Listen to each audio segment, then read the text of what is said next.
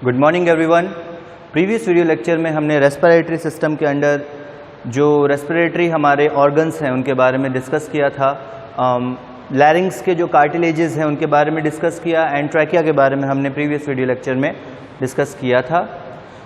लैरिंग्स के कार्टिलेजेस के आपके नाम याद रखने, जिसमें से एरिटनॉइड जो है वो सबसे इंपॉर्टेंट कार्टिलेज है, उसके बारे में आपको याद रखना है। उसके अलावा ट्रैकिया के बारे में हमने क्या पढ़ा था?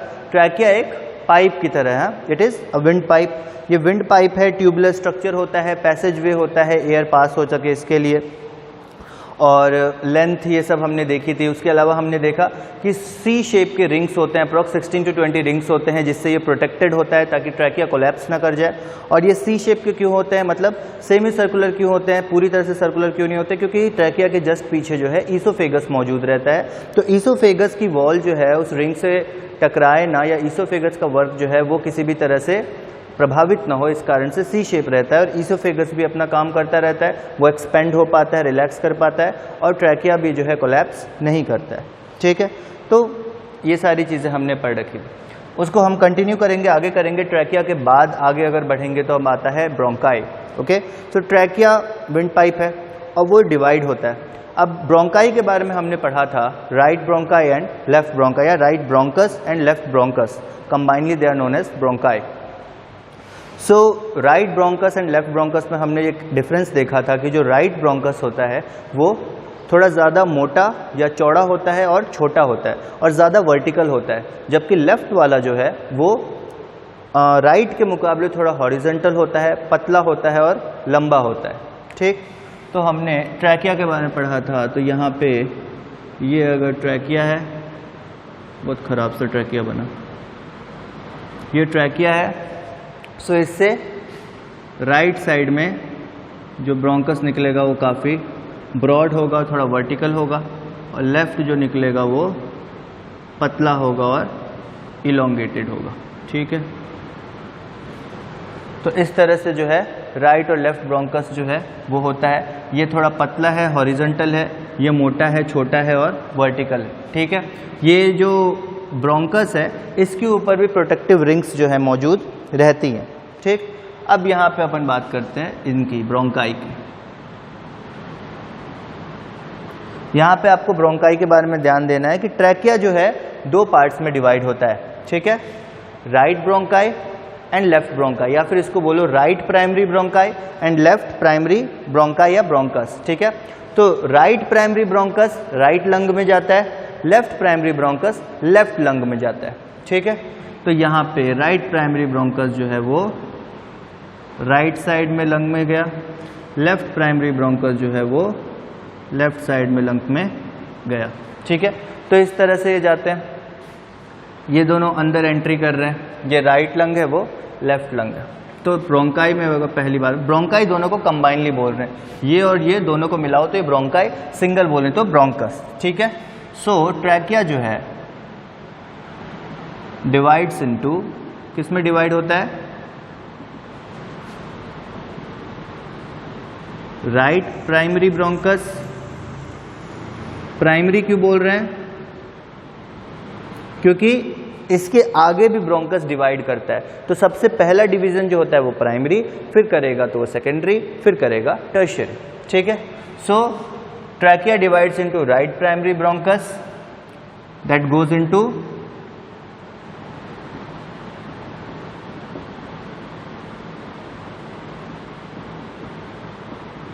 right lung and left primary bronchus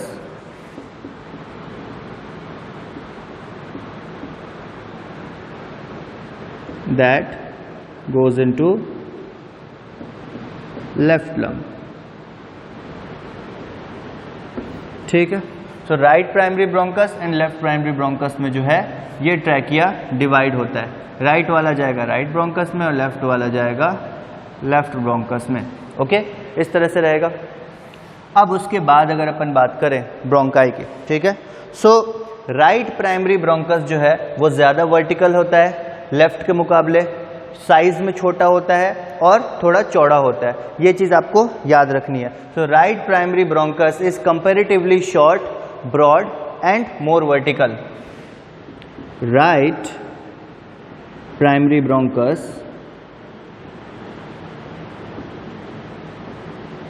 is comparatively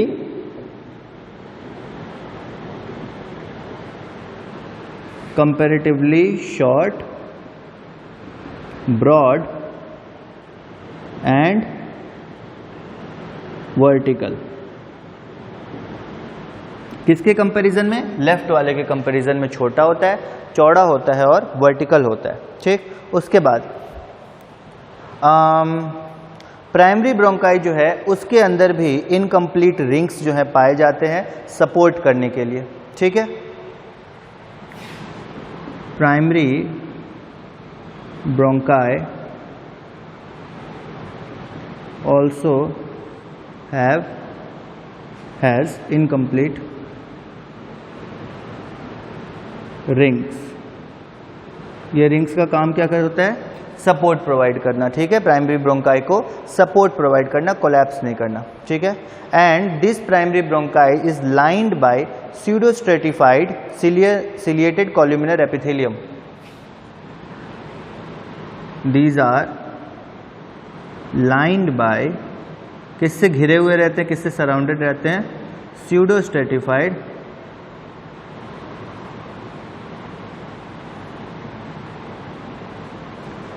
ciliated columnar epithelium।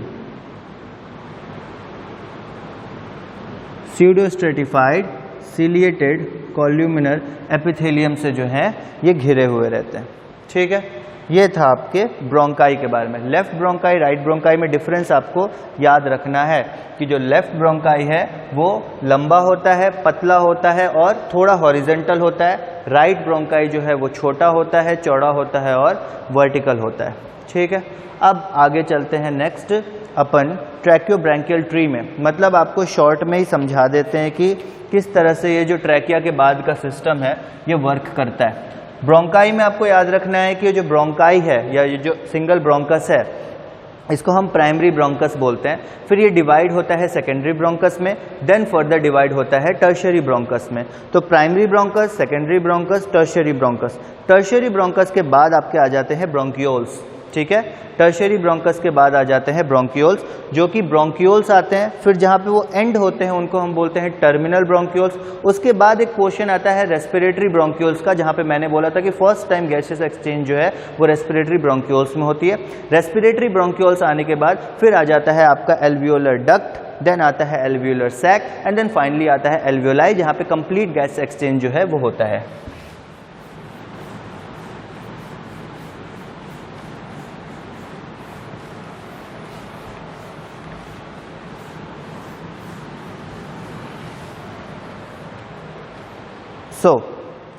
अपन बात कर रहे हैं ट्रैकियोब्रोंकियल ट्री की।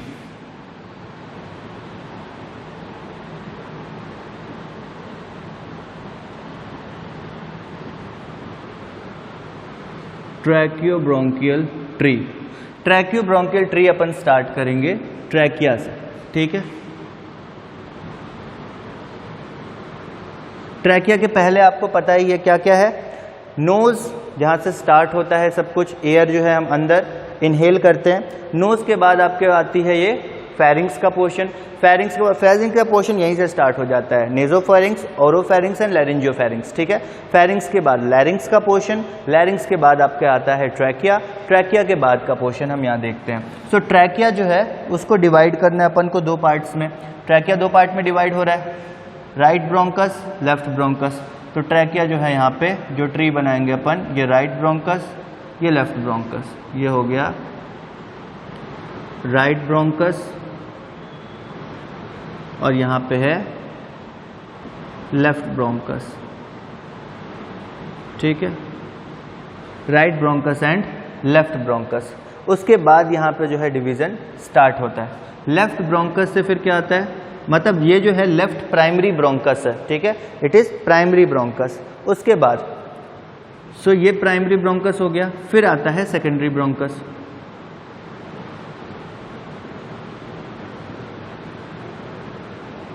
सेकेंडरी के बाद बात आई टर्शियरी ब्रोंकस।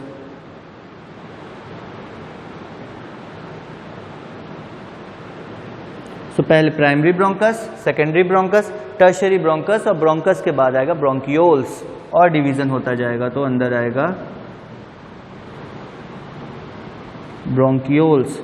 ब्रोंकियोल्स के बाद क्या आता है? सबसे लास्ट में पाया जाने वाला ब्रोंकियोल्स टर्मिनल एंड पे होता है, टर्मिनल ब्रोंकियोल्स। Terminal bronchioles. फिर आता है वो पोर्शन जहां पे सबसे पहले गैसेस एक्सचेंज होता है, सबसे पहले रेस्पिरेशन होता है, that is respiratory bronchioles. Terminal के बाद रेस्पिरेटरी ब्रोंकियोल्स। रेस्पिरेटरी ब्रोंकियोल्स के बाद फिर अपन आते हैं एल्वियोलाई में, that is alveolar duct. Alveolar duct, then alveolar sac and finally alveoli. Alveolar sac and finally आता है एल्वियोलाई। ठीक है, सो इस तरह से जो है ये पूरा चलता रहता है। मैंने लिखा है क्या क्या?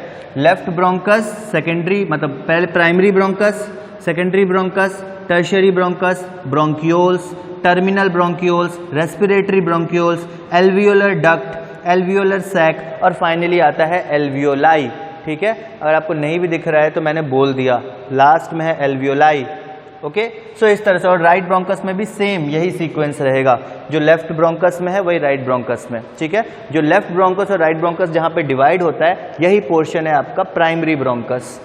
ठीक है, primary, left primary, right primary. ठीक है, और ये है आपका ट्रैक्योब्रैंकियल ट्री, यही ट्री रहता है।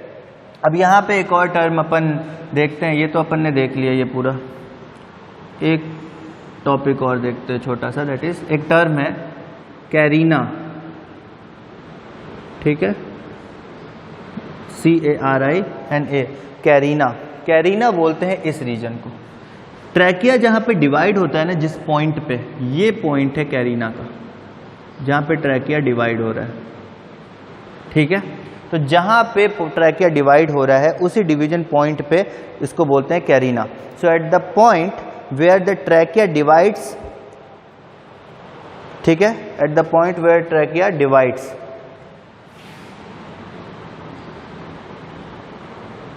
the point where trachea divides, जहां पे ट्रैकिया डिवाइड्स होता है, डिवाइड होता है मतलब बटता है ब्रोंकस में, an internal ridge called the carina is formed. And internal ridge मतलब एक उभार, internal ridge is formed called carina. मतलब ट्रैकिया जहां पे डिवाइड हो रहा है वहीं पे एक उभार होता है जिसको अपन कैरिना बोलते हैं। ये कैरिना जो है हमारे रेस्पिरेटरी ट्रैक का सबसे सेंसिटिव पोर्शन है। ठीक है, सो कैरिना जो है सबसे सेंसिटिव रीजन है, most sensitive region. The mucous membrane of carina is one of the most sensitive areas. ये एक पॉइंट हो गया। अब the mucous membrane of carina is one of the most sensitive area. It is one of the most sensitive area in the entire larynx. ठीक है, and trachea for triggering a cough reflex. Sensitive area for triggering a cough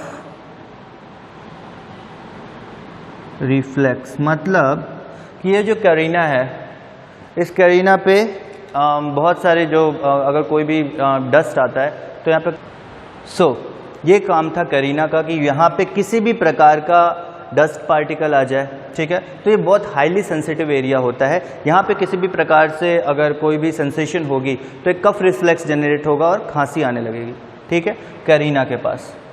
सो ये था आपका right bronchus, left bronchus, उसके नीचे जो पूरा tree आता है, ट्री दैट मीन्स कि जो पूरी ब्रांचेस आती हैं वो, एंड देन कैरिना। कैरिना याद रखना इंपॉर्टेंट पॉइंट है, क्वेश्चन आ जाते हैं कभी कभी, ठीक है। अब उसके आगे देखते हैं ब्रोंक्यूल्स के बारे में, ब्रोंकाई एंड ब्रोंक्यूल्स। ओके, इतना मिटाता हूं मैं।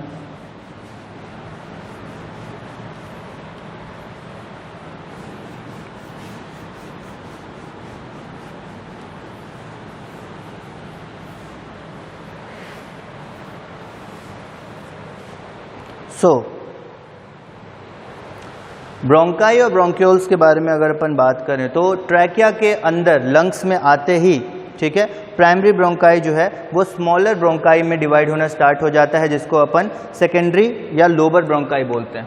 तो अपन का टॉपिक अभी है ब्रोंकाई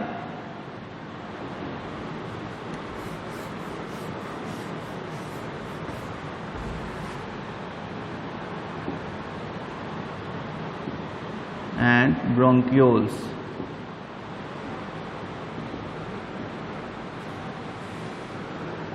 ब्रोंकाई एंड ब्रोंक्यूल्स, ठीक है।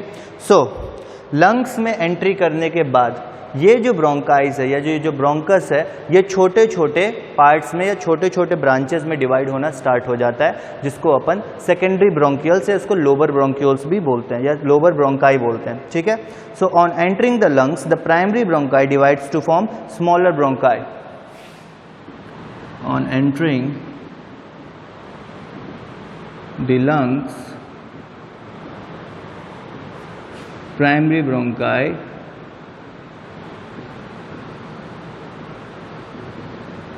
divides to form, क्या बनाता है, सेकेंडरी ब्रोंकाई बनाता है, ठीक है, जो कि इससे छोटे होते हैं, स्मॉलर ब्रोंकाई। उसको क्या बोलते हैं, सेकेंडरी या फिर लोअर ब्रोंकाई, ठीक है, सेकेंडरी ब्रोंकाई या फिर लोअर ब्रोंकाई बोलते हैं। उसके बाद राइट लंग जो है उसके 3 लोब्स होते हैं, लेफ्ट लंग के जो है 2 लोब्स होते हैं, ये आपको याद रखना है, ठीक है। ये आपको स्पेशली याद रखना है, जो राइट वाला लंग है इसके 3 लोब हैं, इस तरह से 1 2 3, ये 3 लोब्स में जो है डिवाइडेड है। ऐसा नहीं होता वैसे तो, जो लोब्स की बात करें तो ये इस तरह से होता है, ये 1 2 3 लोब्स, और जो लेफ्ट लंग है इसके सिर्फ 2 लोब्स होते हैं, एक ऊपर एक नीचे, ठीक है। सो राइट लंग्स के 3 लोब्स होते हैं, लेफ्ट लंग्स के 2 ही लोब्स होते हैं, 2 पार्ट्स होते हैं और इसके 3 पार्ट्स होते हैं, ठीक है।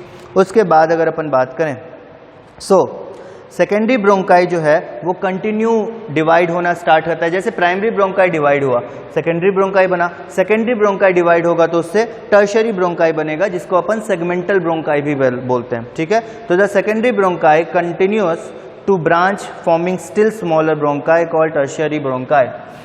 सो सेकेंडरी ब्रोंकाई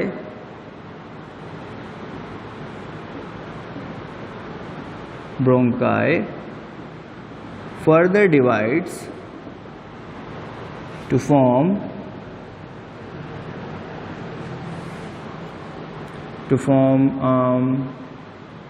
tertiary, जिसको अपन सेगमेंटल ब्रोंकाई बोलते हैं। So secondary bronchi further divides to form segmental bronchi या फिर टर्शियरी ब्रोंकाई, ठीक है। अब ये जो सेकेंड टर्शियरी ब्रोंकाई है ये डिवाइड होता है ब्रोंक्यूल्स में। दीज टर्शियरी ब्रोंकाइज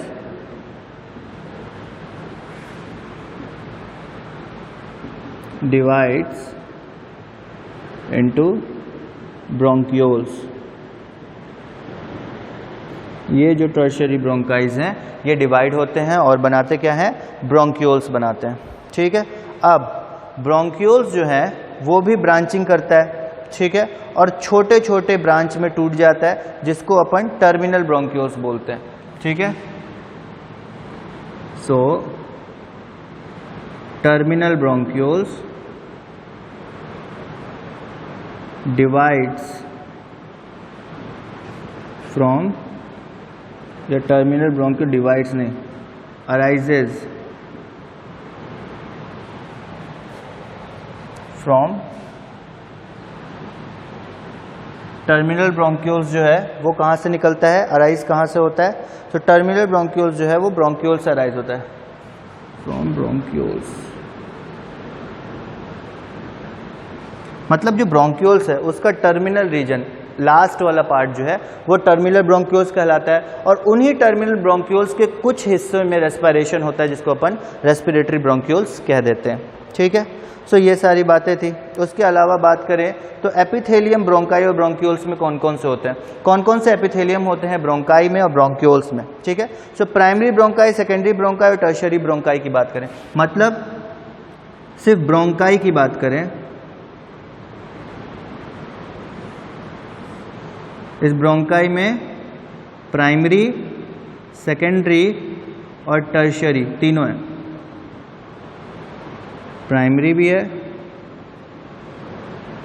सेकेंडरी भी है, टर्शियरी भी है।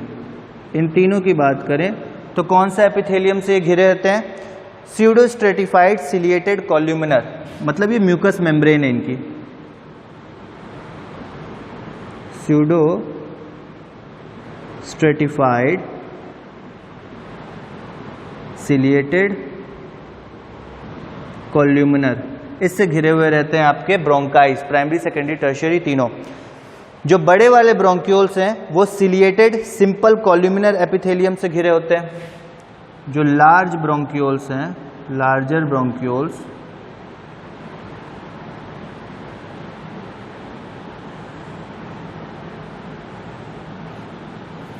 ये किससे घिरे हुए होते हैं, ciliated simple cuboidal epithelium, ciliated simple cuboidal epithelium. साथ ही साथ इनमें जो म्यूकस मेम्ब्रेन है उसमें गॉबलेट सेल्स भी मौजूद रहते हैं। ठीक है, साथ ही साथ इनमें गॉबलेट सेल्स भी मौजूद रहते हैं, तो प्लस गॉबलेट सेल्स। उसके बाद लार्ज के बाद जो छोटे वाले ब्रोंक्यूल्स हैं वो किस में रहते हैं, सेम चीज रहती है, ciliated simple columnar epithelium, but ये विदाउट गॉबलेट सेल्स रहते हैं। स्मॉलर ब्रोंक्यूल्स,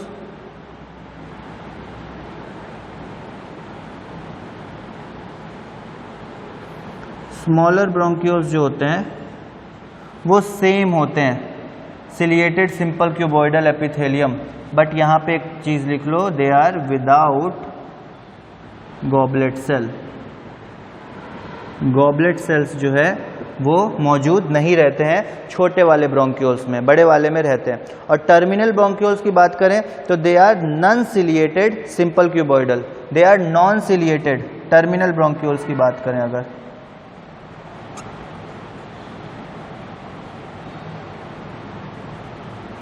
टर्मिनल ब्रोंक्यूल्स की बात करें, they are non ciliated, non ciliated simple cuboidal epithelium, simple cuboidal epithelium. ठीक है, तो ये तो थे इनकी म्यूकस की मेम्ब्रेन की किस लेयर से, कौन सी मेम्ब्रेन से जो है हमारा रेस्पिरेटरी ट्रैक के जो भी पार्ट्स हैं वो किन मेम्ब्रेन से घिरे हुए हैं। ठीक है, तो आज का वीडियो लेक्चर इतना ही था। और लंग्स के अलावा जितने भी लंग्स के बाहर आने वाले रेस्पिरेटरी ऑर्गन्स थे उन सबको हमने डिस्कस कर लिया। रेस्पिरेटरी ऑर्गन्स क्या है, they are part of respiratory system, respiratory system में भाग लेने वाले छोटे छोटे ऑर्गन्स हैं। ठीक है, रेस्पिरेटरी ऑर्गन तो बेसिक हमारा लंग्स ही है। सो लंग्स के पहले जितने भी टॉपिक थे वो हमने कवर कर लिया। अगले वीडियो लेक्चर में हम लंग्स के बारे में डिस्कस करेंगे, क्या प्रॉपर्टीज़ हैं, क्या स्ट्रक्चर है, क्या शेप है, क्या फंक्शन है, ये सारी चीज़ें हम अगले वीडियो लेक्चर से स्टार्ट करेंगे लंग्स के बारे में। सो आज का वीडियो लेक्चर इतना था। आई होप कि आपको समझ में आ गया होगा। जो सीक्वेंस आपको याद रखना है वो किस तरह से याद रखना है, ट्रैकियोब्रैंकियल ट्री तो है बट उसके पहले क्या है, आपको नोज से स्टार्ट रखना है। नोज, फेरिंग्स, लैरिंग्स, ट्रैकिया, उसके बाद वो डिवाइड होते हैं ब्रोंकाई में, लेफ्ट एंड राइट ब्रोंकस में।